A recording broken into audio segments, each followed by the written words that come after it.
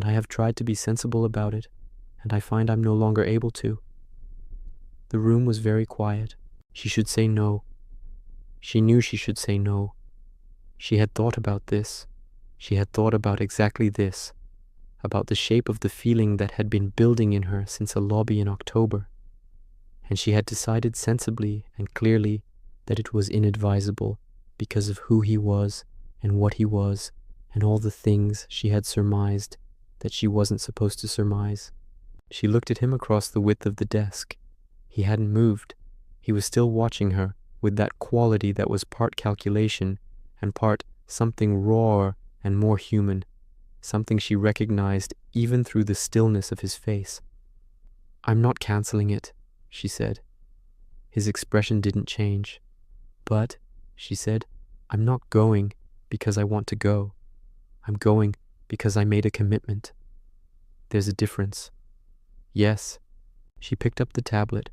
She walked to the door, with her hand on the door frame, and she noted the symmetry, noted the way she had become him for a moment. She turned back. He was still watching her, still sitting exactly the same way, cigarette in hand, smoke rising. "I'll be done by 9, she said. Nothing changed in his face, but something changed, very slightly, around his eyes. "I'll be here," he said. She left. Part 8. The dinner, she left early. Lee Jun-soo was perfectly nice. He took her to a restaurant in Itaewon with ambient lighting and a cocktail menu, and he asked good questions and laughed in the right places.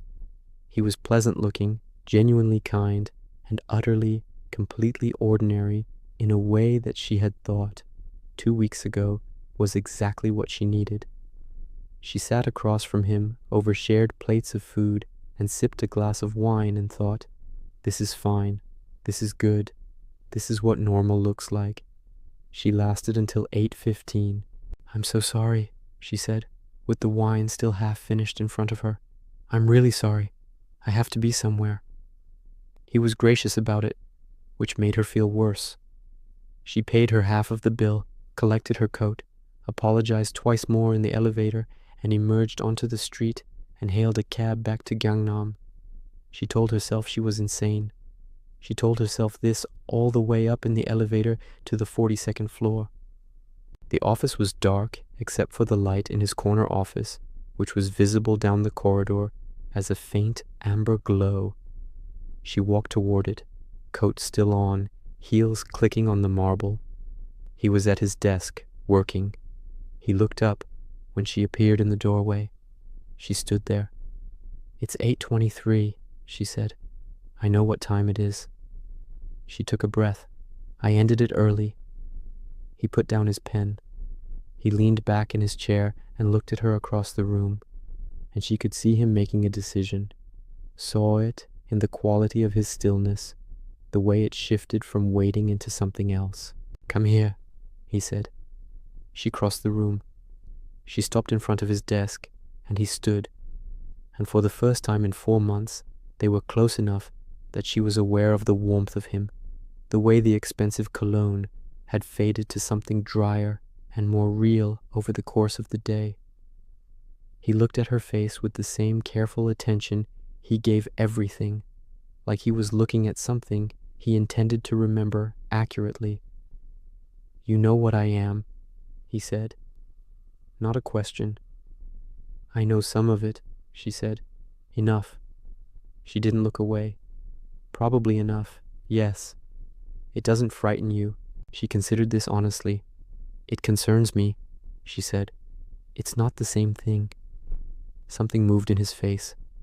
Carefully, slowly, like a window opening in a wall that has been sealed for a long time, he lifted his hand and touched her jaw. Just fingertips, just the lightest graze, as though she were something he was not entirely certain would bear more pressure. "You concern me," he said, "considerably more." She turned her face slightly into his hand, a movement so small it was almost nothing, and felt him go very still in response. "I know that too," she said. He looked at her for one more long moment, cataloguing, considering, And then he did what men like Jong Minho almost never did. He smiled. It was small, barely there, barely anything at all. But it was real, which made it, she thought, the most remarkable thing she had ever seen on a human face. "Sit down," he said. "I'll order food." She sat. "You eat this late?" "When there's reason to." He picked up his phone and ordered crispy Korean fried chicken, she realized, from a place that clearly knew his preferences without being told. And then sat on the other side of the desk and leaned forward with his elbows on the surface and looked at her. "Tell me something true," he said. She thought about it. "I came back because I was already leaving in my head by the time the appetizers arrived. And something else. I've been lying to myself about you for 4 months.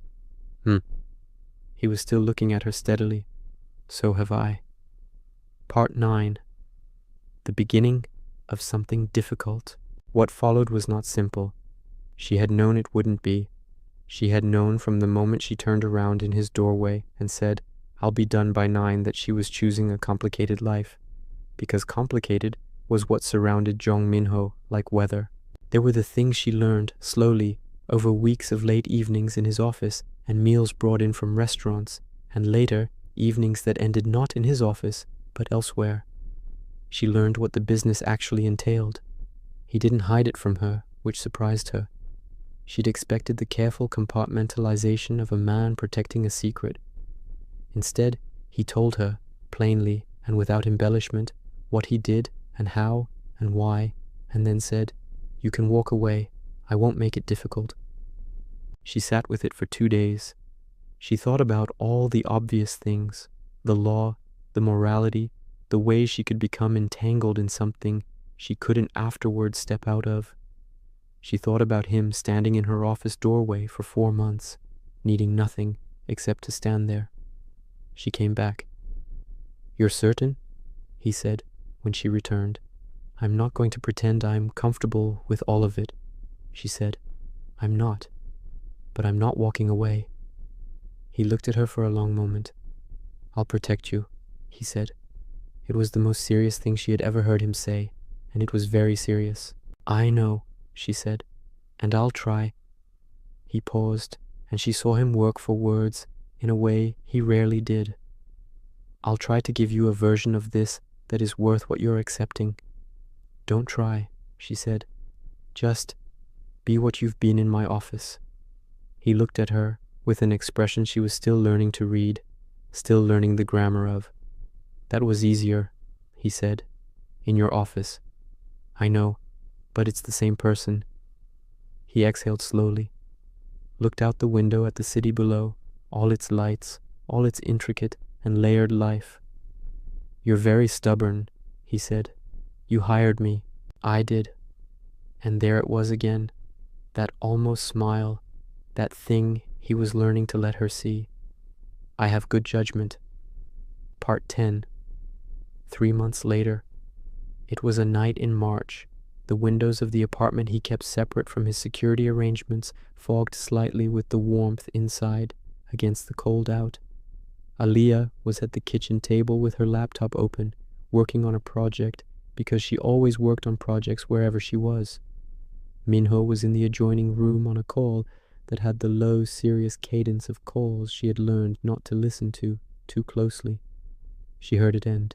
He came into the kitchen and stopped in the doorway, looking at her. He was still in his suit, jacket off, collar open, and he looked the way he sometimes looked at the end of hard days, carrying some weight she didn't ask about, because she had learned that what he needed in those moments was exactly this: the ordinary domestic presence of someone being simply and normally here. She kept working. After a moment, he came to the table and looked at her screen and said one thing about the typographic treatment on the second panel. She considered it, changed it. It was better. "Thank you," she said. He got a glass of water and stood by the counter and didn't go back to the other room. "Long day," she said. "Yes. Do you want to talk about it?" "No." "Okay." She kept working. "There's rice in the cooker if you're hungry." He looked at her, with that expression she had spent months learning, that careful, particular attention that still, somehow, made her feel like something worth seeing. "Aaliyah," he said. She looked up. He was quiet for a moment. Then, "I don't know how to do this correctly." She understood what he meant. Not the criminal enterprise, not the logistics of any particular day.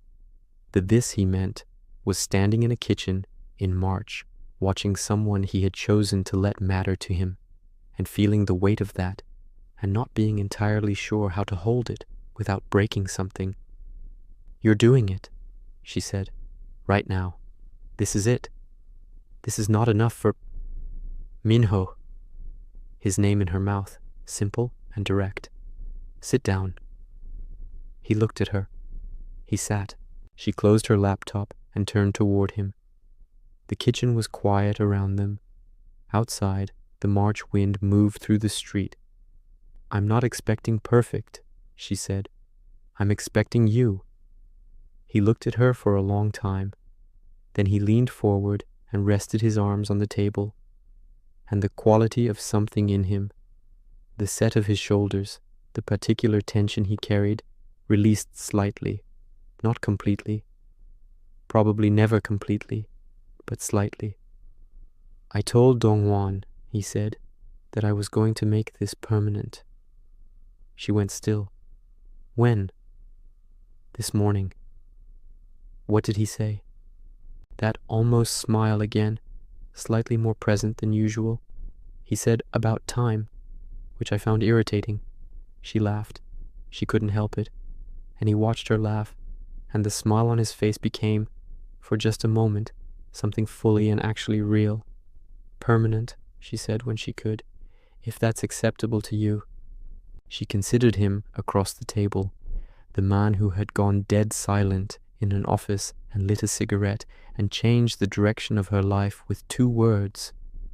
The man who had stood in her doorway for months, needing nothing more than to stand there. The man who was trying, with serious and visible effort, to learn how to want something that frightened him. "It's acceptable," she said. He reached across the table and covered her hand with his. Outside, the March wind blew through Seoul's lit corridors. Somewhere in the city, people were moving with various intentions, conducting the complex business of their lives. And in a kitchen on the 28th floor, the Korean Mafia boss and the designer who had walked into the wrong building sat at a table and were, for the moment, simply and completely themselves. It was, she thought, enough. It was, in fact, quite a lot. Epilogue, what Dongwon said. A week later, Dongwon caught her in the corridor of the 42nd floor and stopped her with a slight movement of his head. She waited. He was a man who chose his words carefully and seldom wasted them. "He is," Dongwon said, "better with you in the world." She held that. "So am I," she said, honestly. Dongwon nodded once with the satisfied expression of a man who has been waiting for something to resolve correctly and has finally seen it do so. Then he walked away, and she continued down the corridor, past the offices and the windows and the particular quality of afternoon light in late winter, toward the elevator that would take her back to her floor, her desk, her work. She was smiling, just slightly, in that way she had learned she didn't need to hide. No one needed to see it. But she knew it was there. And somewhere on the floor above, a man who almost never smiled was, at that exact moment, doing the same thing.